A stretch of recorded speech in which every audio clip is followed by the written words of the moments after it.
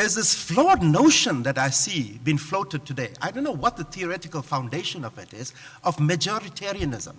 Once there's been a general election and we've elected a government, we must leave them to lead on their own because they know what is best for us.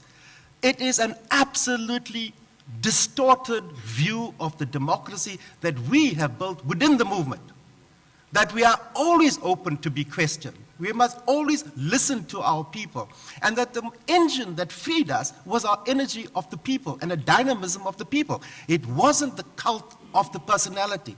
John Zatezi said an interesting thing. He said, you know, the ANC is in trouble, but if without the ANC, you don't have the glue to hold the whole place together. And I think that's why it should concern us what is happening in the ANC. It does not serve South Africa's interests for it to implode.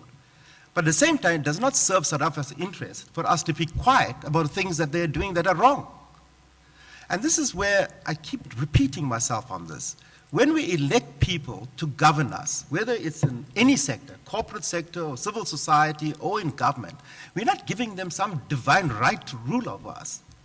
They are still held accountable. There still has to be a countervailing force that holds them in check and balance. Isn't it the problem at the moment that in fact there's no leadership, and as a result of that we're in even a worse position?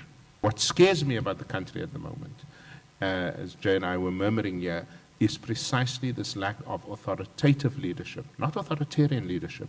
People are constantly calculating. What does this mean for me in Mangaung 2012? What does this mean for my prospects of accessing, putting my nose in the trough? What does this mean in terms of my opportunity? So when you have a leadership that is constantly calculating in relation to its own interests, then you have the dilemma that we have now. And the question is, what do we do in the short to middle run to give those millions hope who otherwise descend into the kind of populist politics that we're seeing have more and more traction? The only way you get out of this long term, not through rainbows and all sorts of trickery in the political domain, right? The way you get out of this is to build a strong school system. I don't know of any country that has been able to solve its most deeply rooted inequalities without building it on a solid foundation through the schools. Because every year, we drop tens of thousands of young people who are bitter, who are disillusioned, who are hurtful, with the fact that we mess with their futures.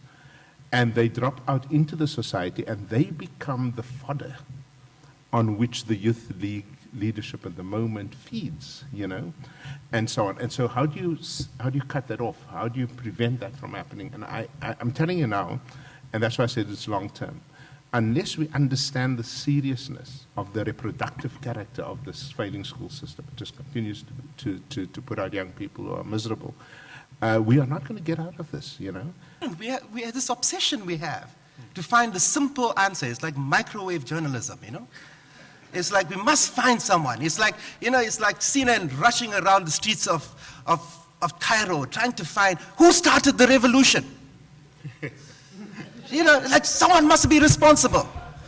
It's like here, the thing is the failure of the education system will produce thousands of Malemas. And they have a legitimate right to say what they are saying because we have failed them and taken away their hope.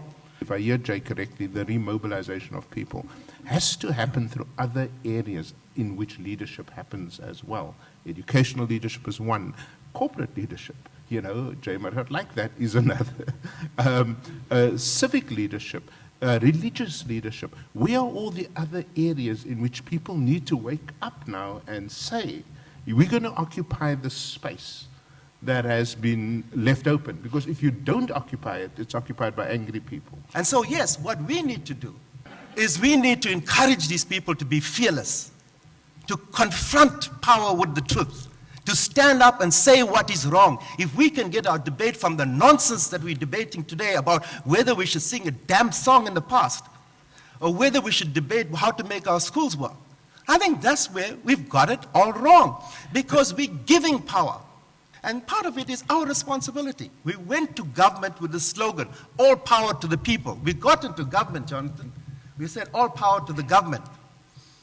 And then we screwed ourselves. My great fear, Dennis, is that if we don't sort out this inequality, if we don't sort out the school system, if we don't sort out our perils, right, you are going to move very quickly to a country that then begins, you see it already, that then begins to say, now whom do I blame for this? Is it the foreign national next door in the other shack? Is it the oversupply people in the Western Cape? Is it the white farmer and his farm? You're going to start to deflect this, not necessarily to the ANC's leadership, but to other people, people that you can, attack. And once that happens, forget non-racialism, we're on a very serious downward slide, and I'm beginning to see that.